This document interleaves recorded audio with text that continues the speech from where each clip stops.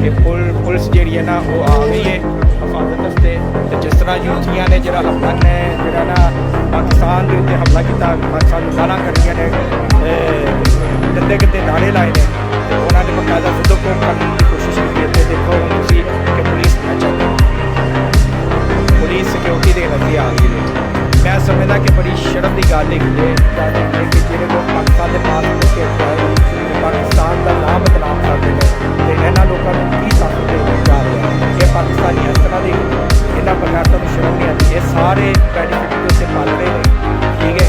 तो इतने आते हैं तो पाकिस्तान के खिलाफ अज प्राइम मिनिस्टर साहब आ रहे हैं, पाकिस्तान माफ करते हैं, लेकिन यह देखो पाकिस्तान